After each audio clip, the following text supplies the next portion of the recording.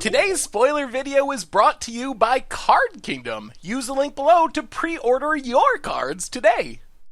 Hello everyone, it's Seth, probably better known as Saffron Olive, and it's time for another daily dose of War of the Spark spoilers. And good God, do we have, well, literally some good gods to talk about today. We're finally getting some of the god cards, some of the evil cards from the set, and we have some powerful mythics, some sweet rares, some lower rarity stuff, a ton of stuff to talk about, which means we should probably jump right into it. Before we do, a super quick reminder or two. First off, for all the latest previews, check out MTGPreviews.com, and if you haven't already, it would be so cool of you if you could take a second, click that subscribe button down at the bottom of your screen. It's a great way to support the channel and the site for free. So let's talk some War of the Spark, starting with Enter the God Eternals. And we got some gods to talk about today, don't worry. But first, we see their entrance. So 5 mana in the Dimir colors, and this card is pretty insane. Sorcery speed, when you cast it, you deal 4 damage to target creature, and then you get to gain life equal to the damage dealt that way, which I guess means 4. That's kind of a weird way of putting that. And you get to mill someone for 4, and you amass 4. So this card, it is bonkers. It is an insane spell. This reminds me of cards like Flametongue Kavu, of Ravenous Chupacabra, just absurdly powerful removal spells, because really, when you think about what this card does, even ignoring the milling part for a moment, for 5 mana, if you don't already have an army, you get a 4/4, which is already fine. A 4/4 for 5 is not bad. You deal 4 damage to something, you gain 4 life, so it's an easy 2-for-1, and you can potentially get even more value out of being able to mill some stuff that maybe is important in one way or another. So I feel like this is a very, very powerful magic card. And like I said, the milling has additional value. If you're playing a control deck, you got Search for Azcanta, just milling yourself for 4, that's going to make sure your Azcanta flips really quickly. Or maybe you are casting Crackling Drakes in your deck. It's a good way to get more cards in your graveyard, grow the Crackling Drake, make it into even a bigger threat. So I expect this card to be literally bonkers and limited. This seems like one of the best limited cards you can open, and I would not be surprised if it saw play in Constructed as well. Not necessarily in an amass deck. I think it actually is a little worse in an amass deck, because you don't necessarily want to just put 4 counters on an army you already have. You want to be getting that 4/4, but just as a removal spell in a mid-ranger control deck, this card is insane. It stabilizes against aggro with a life gain, it kills something, it leaves behind a very powerful blocking body. So I think Enter the Gods is going to be very, very good in the right deck in Standard, and just a super, super powerful removal spell. We also got an actual god Eternal Bontu. So we knew that the gods were returning in zombie form, and they are zombies, and we get to see our first take on the gods, essentially. So 5 mana, 5/6 with Menace, a legendary zombie god. When it enters a battlefield, you get to sacrifice any number of permanents and draw that many cards, and then we see the god's protection ability. It's a little bit different. When it dies, or is put into exile from the battlefield, you can put it into its owner's library, 3rd from the top, and this is a May ability. So if you want to draw it again, you can put it back in your library, 3 from the top. If you don't want to draw it again, then you can just leave it in exile or the graveyard. It's up to you. You have the choice. You have the control. So this card, it's exciting for a few reasons. First off, it's a zombie. We've seen a lot of zombie support. That's already solid. Maybe the most exciting home for Bontu God Eternal, or God Eternal Bontu, is in an aristocrat style deck, though. We have Cruel Celebrant. We have Judith the Scourge Diva, stuff that triggers when our creatures die. We have Tisa to potentially double that up. So I could certainly imagine Cruel Celebrant, Judith, Tisa, Bontu, sack everything, and just drain the opponent out of the game when Bontu resolves, and you're going to draw a bunch of cards along the way, which is really sweet. We also have some pretty good sacrifice fodder, especially with the Afterlife mechanic. That's another potential home for Bontu, is just using it for value at the top end of your Afterlife curve, where you sacrifice all your Afterlife creatures. Sure, they're technically dying, but you're getting a bunch of tokens for your work, which is fine, and you're refilling your hand and drawing a bunch of cards. So I feel like this can almost even be played fairly. Like, maybe you can just play this in a random deck, cast it in the late game, sacrifice some lands you don't really need anymore, refuel, draw a bunch of cards, because that is potentially a lot of card advantage if you build around it, and potentially a reasonable amount even if you don't build around it and just cast it for value. And we also have decent things to sack, ways to get things back from the graveyard, resembling skeletons, go Gary, find brokers, find finalities to grind out value getting things back. So I think the Bontu is actually a pretty powerful Magic card. It has a unique sacrifice ability that can generate a ton of card advantage. It has a massive body, 5/6 for 5 is good, Menace is a fine mechanic, I guess, a weird form of protection, and it's also pretty sweet in Commander. That's the other place I'm excited for this card. The repeatable sack outlet from your command zone can do some really cool things. You got like Mikaeus to have all your stuff come back into play. You can sacrifice things for value with like Butcher and Malakir to make your opponent sack stuff, Mind Slicer to empty hands, and it's worth mentioning, while a bit risky, you can use God Eternal Bontu's protection ability to get around the commander tax. Like, if it dies and your commander tax is really high, rather than putting it back in your command zone, you can put it in your library, hope that no one like mills you or Field of Ruins you to make you shuffle, and then cast it again from your hand for just 5 mana.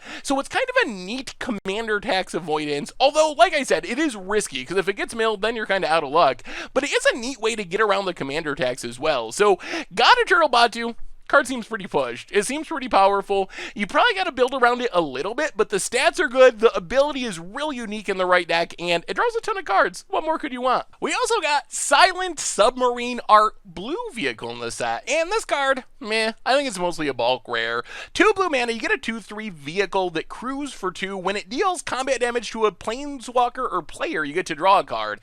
And I mean, maybe like Blue Devotion or Mono Blue Tempo could use this, but in general, I don't think it's good enough. The main thing I think when I see Silent Submarine is, good lord, Smuggler's Copter was busted, because at first glance, it just looks like a very, very, very worse version of Smuggler's Copter. So we'll see. I'm kind of skeptical. Maybe like Blue Tempo can use it, although it doesn't work well with Curious Obsession. They have a lot of 1 toughness creatures, not great for crewing. It does dodge sweepers and sorcery speed removal, which is something.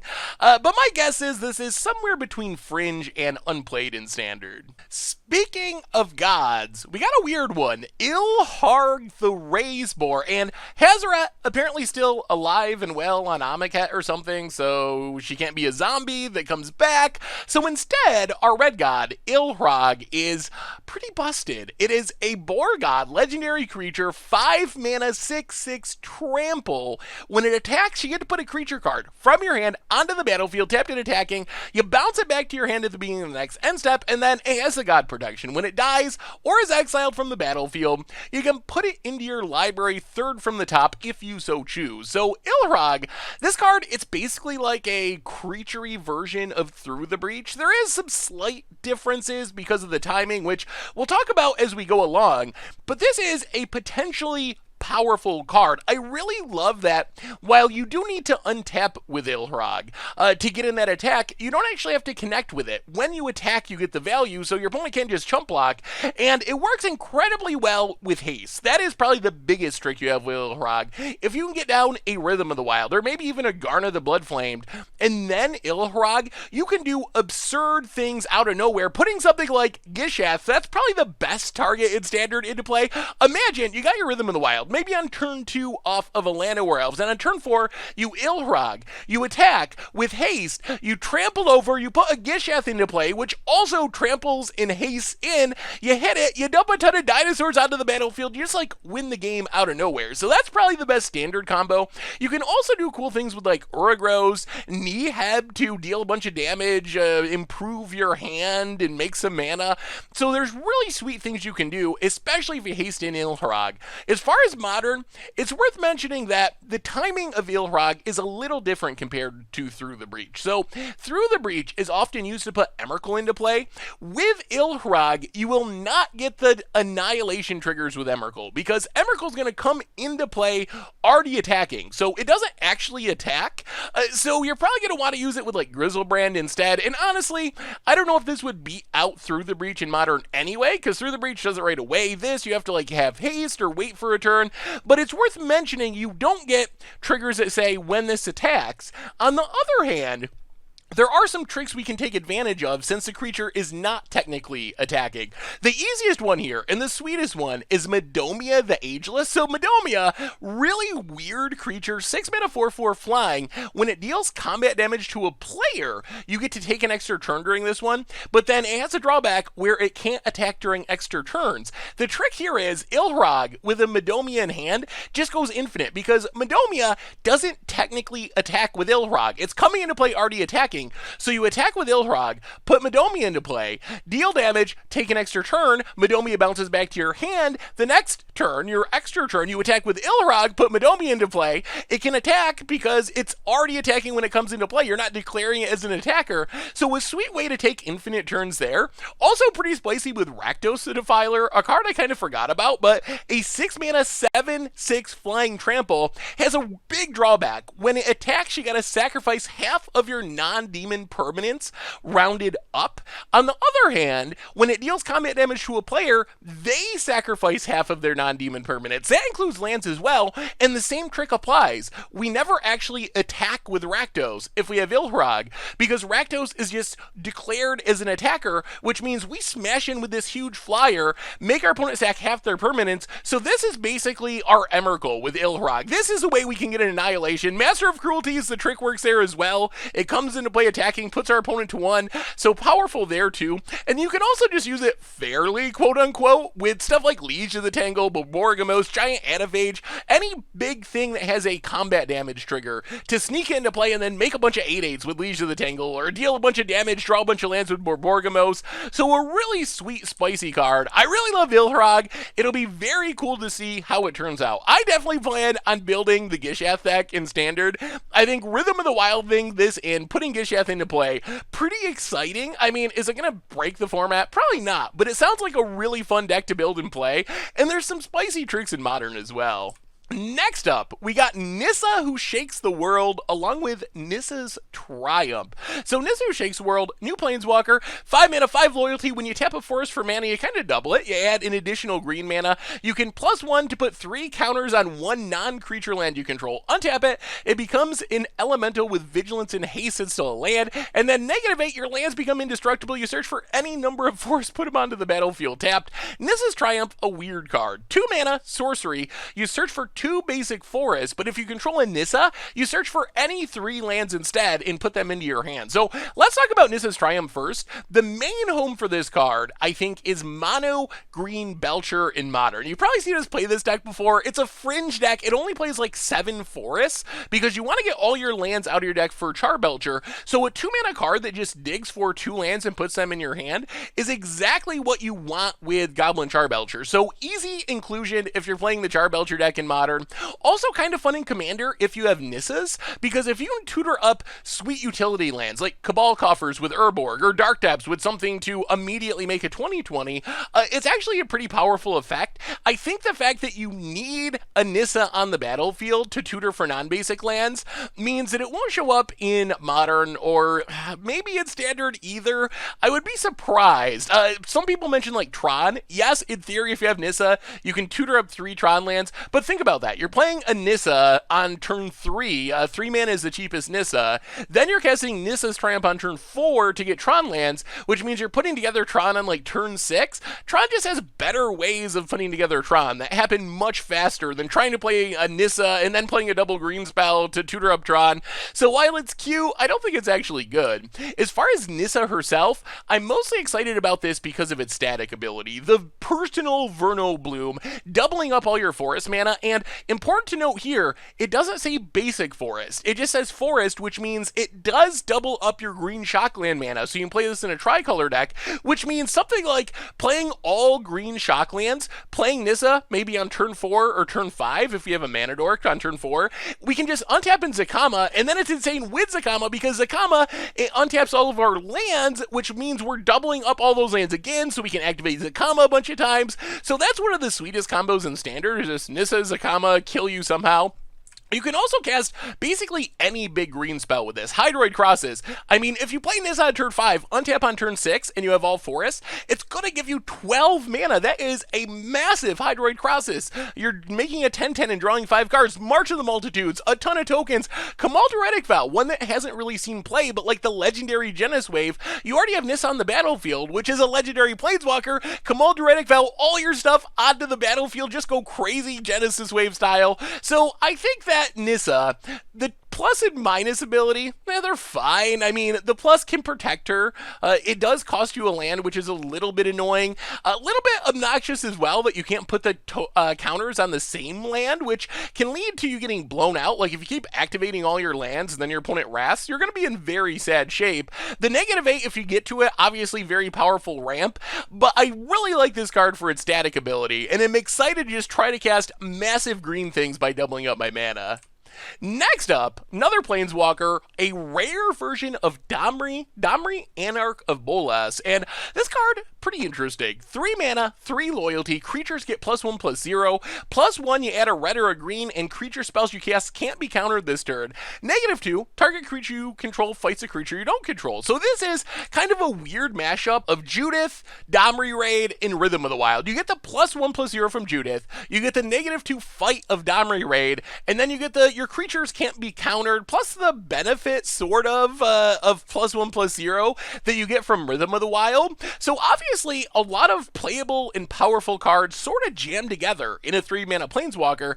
The question's going to be, can it beat out something like Rhythm of the Wild in the 3-drop slot? Because they show up in the very same decks. Like, the decks that would want Domri are basically the decks that would also want Rhythm of the Wild. I don't know if you can play both. It's a little clunky to have that many non-creature 3-drops. The good news is, we got Llanowar Elves in Standard, and Planeswalkers you can play on turn 2 off Llanowar Elves get a natural boost in power, and we already have a Gruul midrange shell, which is essentially perfect for Domri. So I think that Domri, it's definitely got a shot. It might just beat out Rhythm of the Wild. The fight ability is nice. The mass pumping is nice if you can go wide. It still is good against control since your stuff can't be countered.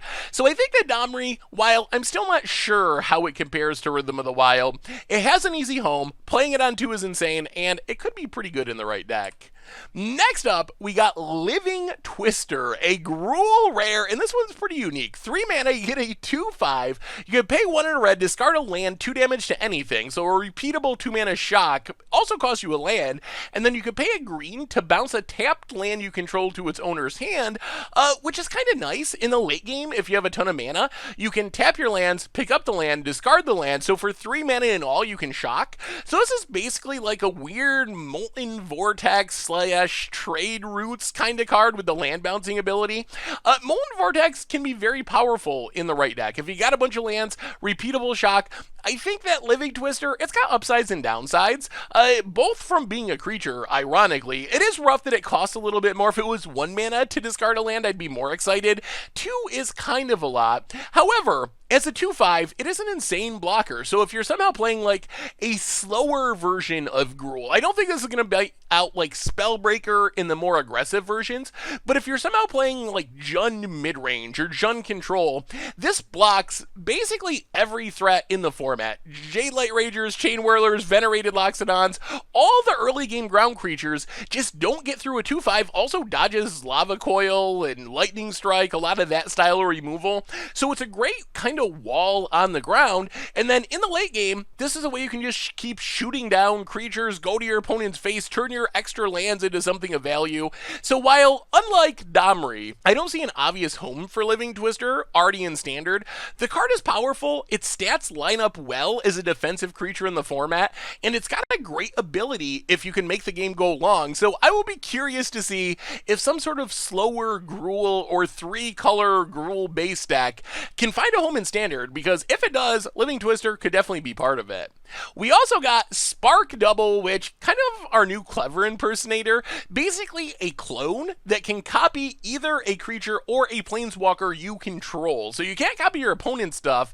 Kind of scary that you can make double Teferis. That's the main thing I'm afraid of with this card. If losing to Teferi is bad, can you imagine how rough it's going to be to lose to double Teferis with Spark Double, not only coming into play, but adding an extra counter or loyalty counter to it, and it also breaks the legend rule, which it has to do for Teferi, which is kind of nice, and it's also interesting that you can use it to copy legendary permanents, and we have a lot of legends in the set with all the gods that we were just talking about, and something like the random dinosaurs. There's a lot of legends, so having a clone that can copy a legend, can copy a planeswalker is really nice. The drawback of not being able to hit your opponent's creatures, that is something to be concerned about. So I think the Spark Double, honestly, I would be surprised if we see this show up as a top tier card. I think this is like a sweet Vanifar target. Awesome in that style of deck. A really fun build around. A great against odds cards just to try to make as many of the same Planeswalker as possible or the same legend as possible.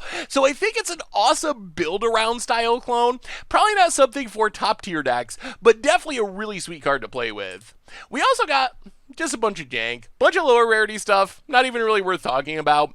You'll probably see it in limited. It'll probably be fine there in certain decks, or at least filler in certain decks. So anyway, that brings us to the end of our daily spoilers for today. So good God, what do you think about the gods? What do you think about the new Planeswalkers? About Nyssa? About Domri? How good is Bontu? What about the Boar God? Let me know what you think about all these absurd cards. Thank you so much for watching. I hope you all enjoyed the video, and I will talk to you soon. Thanks for watching the video. If you enjoyed it, help us out by clicking that like button down below.